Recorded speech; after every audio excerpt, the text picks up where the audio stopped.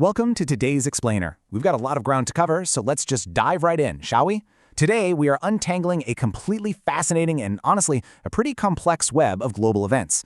We're looking at major shifts in military movements, some really intense diplomatic friction happening inside NATO, and, here's the kicker, how all of this internal alliance drama directly collides with one of the biggest external threats on the planet right now, the Iran nuclear situation. It's like a giant puzzle of interlocking rings of global security. And to really figure out what's going on, we need to start with the hard data. So the U.S. Defense Department recently announced they're pulling 5,000 U.S. personnel out of Germany over the next 6 to 12 months. Now, 5,000 troops, that sounds like a massive number, right? But mathematically speaking, it actually represents just 14% of the 36,000 baseline troops stationed there. The overwhelming majority, we're talking 86% or 31,000 troops, are staying put. This means the U.S. still keeps a huge footprint, including their massive airbase at Ramstein and the headquarters for their European and African commands. So to put that into perspective, it's a reduction. Absolutely, but definitely not a total exit. But the real question is, why? Why this reduction, and why now? To figure that out, here's our roadmap for this explainer. We're going to hit 6 key areas. First, the troop catalyst. 2, the political fallout. 3, the NATO funding dispute. 4, the Iran nuclear threat. 5, Operation Midnight Hammer. And finally, a fractured alliance. Let's get going. All right, starting with Section 1, the troop catalyst. Defense analyst Shaw Bell gives us a really interesting breakdown here, basically highlighting 2 totally different ways to look at this troop withdrawal. Objectively, pulling troops out makes a lot of historical sense. I mean, the NATO military posture in Europe is essentially a holdover from the Cold War. The UK actually did the same thing, withdrawing most of its forces from Germany over the decade that followed. But subjectively, the timing and the way this US withdrawal was delivered are being viewed as incredibly damaging. It's not really being seen as a strategic realignment.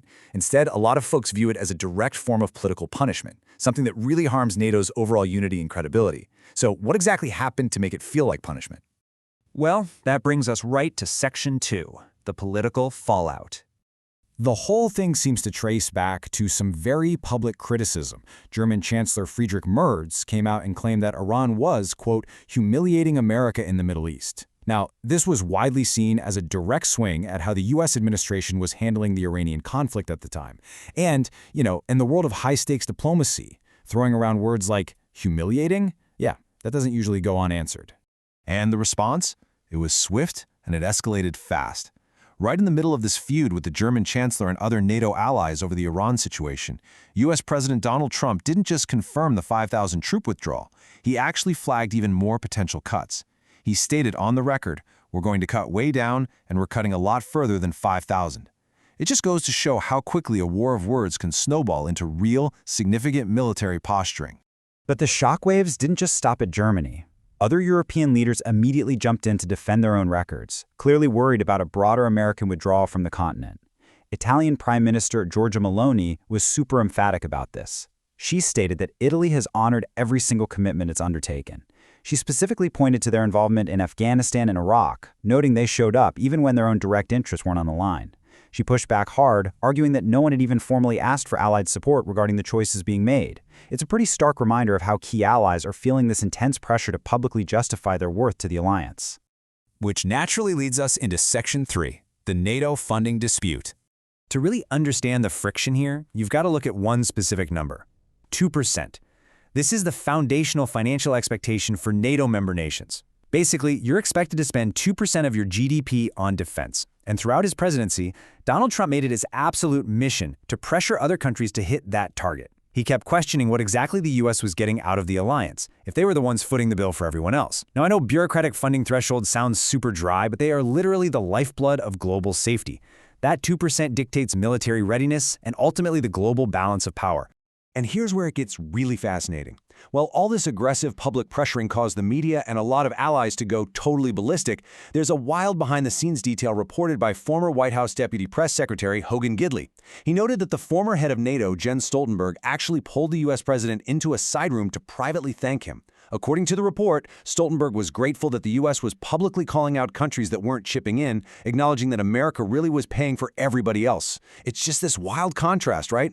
Public outrage on one hand and private validation of NATO's financial realities on the other. Okay, let's connect those internal NATO money disputes to our 4th section, the Iran nuclear threat. Let's look at how this issue spans across recent history. We're talking Bill Clinton in the 90s, George W. Bush, Barack Obama, Donald Trump, all the way up to the current Biden-Harris administration. Think about that for a second. Despite having wildly different political ideologies, they all share one solid, unified consensus. Iran absolutely cannot be allowed to get a nuclear weapon. That goal has been exactly the same across the board for decades. But here is the harsh reality the sources point out. Diplomatic talks between America and Iran, they just don't seem to be working. And when negotiations fail to stop a nuclear-armed Iran, the only alternative left on the table is reverting back to military action. The current U.S. stance has been crystal clear on this. If talking doesn't work, physical force is going to be used to make sure that nuclear threshold is never crossed.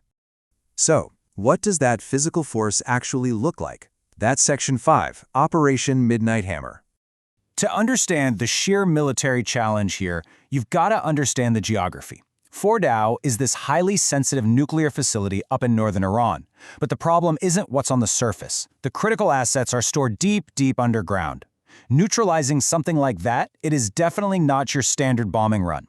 It requires specialized, incredibly heavy munitions that are specifically designed to punch straight through earth and solid concrete before they even detonate. And that exact requirement is what defined Operation Midnight Hammer. According to defense experts, this was a massive operation carried out in the middle of last year. They utilized B-2 stealth bombers to drop 20,000-pound bunker buster bombs. Think about the scale of that. As a former weapons instructor highlighted in our source material, these strikes were intended to be highly effective against those specific, deeply buried underground facilities. It really illustrates the raw, kinetic force required to even attempt a mission like this. But it doesn't just end when the bombs drop. There's a strict process. Step 1 is executing those initial strikes. Step 2, and this is what American and Israeli intelligence have been obsessing over, is the battle damage assessment. They have to figure out were the targets totally destroyed, just partially, or were they completely untouched. Whatever they find in that assessment feeds straight into Step 3, developing a master target list for a potential follow-up, an Operation Midnight Hammer 2. And experts are even suggesting this next phase might require advanced hypersonic missiles just to finish the job. Which brings us to our final section, Section 6, a fractured alliance. So, we have this escalating, highly complex military operation targeting a severe global threat, right? But it's happening at the exact same time as these deep internal divisions within the very alliance meant to handle it. The tension is literally palpable. In fact, the source broadcast we're analyzing today didn't pull any punches. It openly characterized traditional allies, specifically calling out the UK under Starmer and Australia as an absolute, quote, disgrace for allegedly failing to show up and support the US regarding the Iran conflict. The argument they make is straightforward. If partners share the exact same goal of stopping a nuclear Iran but refuse to stand together when the time comes for action, then what is the actual point of the alliance?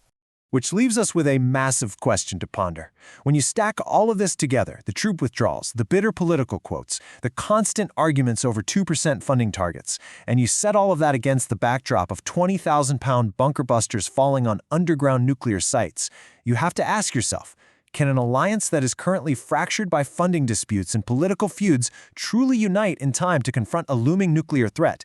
It is a giant puzzle of global security, and honestly, how these rings shift next is going to impact every single one of us.